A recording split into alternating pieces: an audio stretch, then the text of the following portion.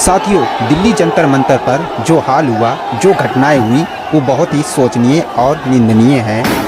टिपके ने कहा कि आज हमारी टीम को गिरफ्तार किया जा सकता है। क्या ये सच है? और एक इनपुट मिला है मुझे अभी कि आज रात को शायद से जो कॉकरोच जनता पार्टी की टीम है उन सबको अरेस्ट किया जा सकता है। साथियों, अजीत दिक्के क्या धरना प्रदर्शन पीछा छोड़ देंगे? क्या करना छोड़ देंगे? दोस्तों, इस वीडियो में आगे सुनिए और क्या कुछ कहा। और एक इनपुट मिला है मुझे अभी कि आज रात को शायद से जो कॉकरोच जनता पार्टी की टीम है उन सबको अरेस्ट किया जा सकता है। अजीत दिक्के का कहना है कि आज मुझे इनपुट मिला है कि आज मेरी सारी टीम को गिरफ्तार कर लिया जाएगा। मैं सरकार से कहना चाहता हूँ, क्यों अरेस्ट करना? हम तो शांति से बैठे हुए यहाँ पर, आज 35 दिन हो चुके हैं। शांति से बैठे हुए इतना शांतिपूर्ण प्रदर्शन मुझे नहीं लगता इंडिपेंडेंट इंडिया की हिस्ट्री में कभी हुआ हो। हम महात्मा गांधी के रास्ते पर चलने वाले लोग हैं, डॉक्टर बाबा साहेब अम्बेडकर के रास्ते पर चलने वाले लोग हैं। ऐसा कभी नहीं हुआ मेरी जानकारी में कि इतना लंबा धरना प्रदर्शन चला हो। और मैं कहना चाहता हूँ, मत करिए ये गलती। आपने सोनम सर को यहाँ से किडनैप करके इस आंदोलन को और बड़ा बना दिया। फिर आपने दूसरी गलती करी, जिन छोटी छोटी बच्चों के सर फोड़े, उसके बाद ये आंदोलन पूरे देश भर में फैला। उसके बाद आपने 20 जुलाई को जो छोटी छोटी बच्चियों के सर फोड़े, जो मेल पुलिस ऑफिसर्स ने लड़कियों के कपड़े फाड़कर उन्हें पीटा, उसके बाद ये आंदोलन पूरे देश में फैल गया। तो तीसरी गलती मत करिए हमें अरेस्ट करके, वरना ये आंदोलन और ज्यादा बड़ा होगा या नहीं होगा? सोनम सर को 26 दिन तक भूख हड़ताल करनी पड़ी है, तो इसके बाद तो इस्तीफे के नीचे हमें कुछ मंजूर नहीं है। अजीत दिक्के का कहना है कि अब तीसरी गलती मत करिए, नहीं तो ये आंदोलन और बड़ा हो जाएगा।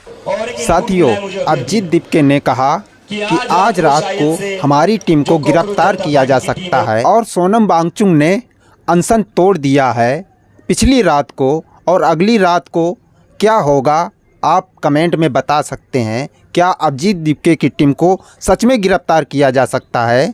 अपनी राय कमेंट में बताइए। क्या आगे होने वाला है, सोनम वांगचुक इस वीडियो में बता रहे हैं। अब आप कहेंगे ज़रूर कि धर्मेंद्र प्रधान जी के इस्तीफे पे क्या हुआ। पहली बात तो इस बात पे वो अभी मुझे कोई आश्वासन नहीं दे पा रहे थे। धर्मेंद्र प्रधान को इस्तीफा दे देना चाहिए, क्योंकि इतना लंबा संघर्ष कोई नहीं कर सकता। फर्श पर तो इस पे चर्चा होगी ही। अब मेरे सामने दो रास्ते थे, या तो मैं और अनशन पर बैठूं हफ्तों और शायद उसी में ख़त्म हो जाऊं। फिर आप ही लोगों में से हज़ारों लोगों ने मुझे आज से जिंदा रहना जरूरी है, संघर्ष तो जारी रहेगा आए हैं कि आपकी जान ज़रूरी है, आपको संघर्ष आगे रखना है, ज़िंदा रहना ज़रूरी है। मगर मैं ये भी नहीं मानता कि हमने ये हासिल नहीं किया है। दोस्तों, मेरा दिमाग अलग तरह से चलता है। अगर वो ऐसा नहीं करते, इस्तीफ़ा नहीं देते, तो इससे हानि हमें या बच्चों को नहीं होगा, सरकार को खुद होगा। इस छोटे से मुद्दे को न टालकर वो खुद अपनी हानि कर रहे हैं। बल्कि दे देते इस्तीफ़ा तो कब से उनका ये सारा नुकसान रुक जाता। इसलिए मेरे लिए सबसे ज़्यादा ज़रूरी ये बात नहीं थी, इसका तो खुद निपटारा हो जाएगा तमाम तरीक़ों से। ज़्यादा ज़रूरी मेरे लिए था कि हमारे बच्चों पर कोई ऐसे केसेस न लगें। आपको नहीं पता है, मैंने देखा है लद्दाख में कैसे सालों जीवन बच्चों का भविष्य बर्बाद हो जाता है, कोर्ट कचहरी के चक्कर में जीवन पूरा बर्बाद हो जाता है और मम्मी पापा उनके परेशान हो जाते हैं। इसकी मुझे खुशी है। गरीबी और इतनी परेशानी देती है कि कोई सोच नहीं सकता।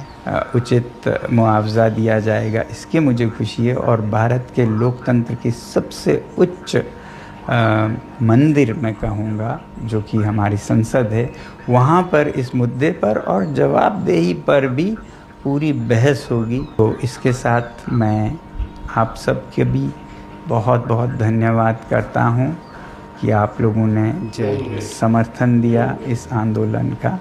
जय वीडियो हिंद। भी खत्म नहीं हुआ है। कांग्रेस अध्यक्ष राजेंद्र पाल गौतम ने कहा कि केंद्र सरकार ने जो काम किया है वो बहुत ही शोचनीय है। केंद्र सरकार ने जंतर मंतर के आसपास की सभी दुकानें बंद करने की नोटिस जारी की है। और आगे क्या कुछ कहा, सुनिए राजेंद्र पाल गौतम की जुबानी। साथियों, मैं आपके सामने 3 बातें रखना चाहता हूं। पहला तो ये कि केंद्र सरकार ने, मिनिस्ट्री ऑफ होम अफेयर्स ने दिल्ली के एलजी को कुछ ऐसी पावर्स दे दी हैं जिनका इस्तेमाल करने का मतलब है दिल्ली के अंदर इमरजेंसी लागू कर देना। जैसे एक तरफ नई दिल्ली एनडीएमसी एरिया में लगभग 6 बजे के बाद सभी दुकानदारों को अपनी दुकानें बंद करनी होंगी, अन्यथा उनका जो भी नुकसान होगा वो खुद जिम्मेदार होंगे। और दूसरा, एलजी को ये पावर होम मिनिस्ट्री ने दे दी है कि वो किसी पर भी एनएसए लगाकर उनको गिरफ्तार करवा सकते हैं। क्या दिल्ली के अंदर आपने इमरजेंसी लागू कर दी है? कल प्रधानमंत्री जी राजेंद्र पाल गौतम जो सवाल खड़े कर रहे हैं उनका जवाब सरकार को देना चाहिए।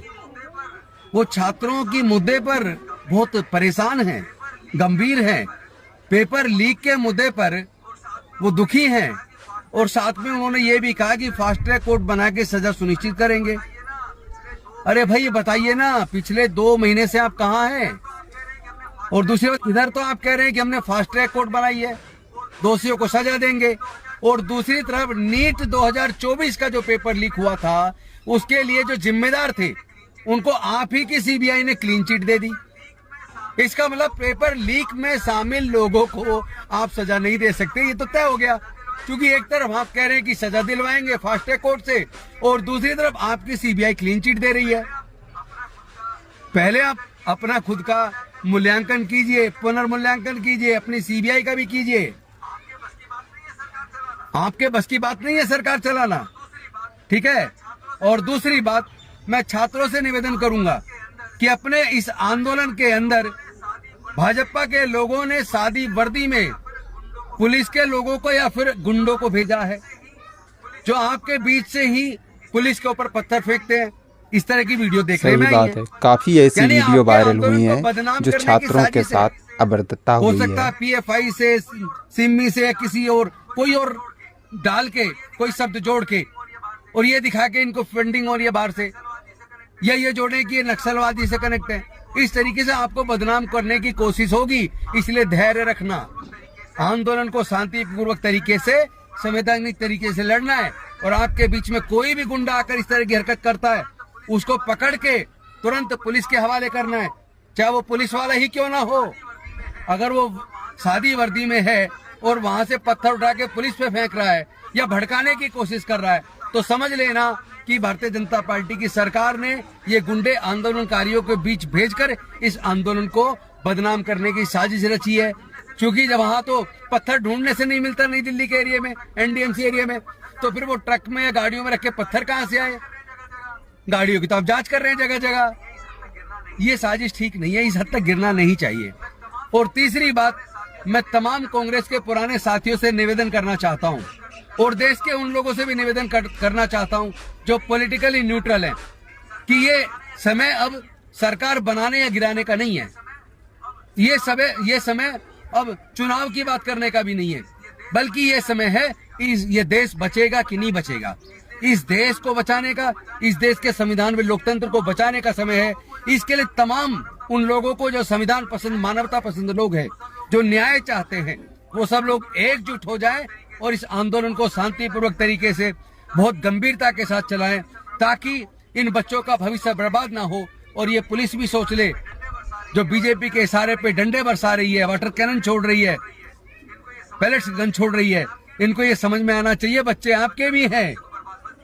बच्चों के भविष्य को बर्बाद मत कीजिए। इस तरह की लाठी गुंडों की तरह चलाना, यह आपको याद रखना है कि आपको पावर बीजेपी की सरकार नहीं दे रही है, आपको पावर देश का संविधान दे रहा है। इस संविधान की रक्षा की लड़ाई है, इसलिए सोच विचार के काम करिएगा।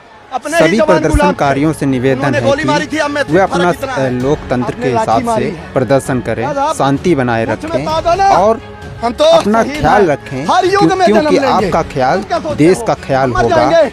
नहीं तो सोचो ना। आगे आने वाली पीढ़ियां आपको बस याद हम तुम्हारे रखेंगी मालिक हैं। कि वो ऐसा हर युग में जन्म लेकर हादसा तुम्हारी हुआ औकात था बताएंगे। जिसमें मेरे नौजवान नहीं है। शहीद हो गए थे।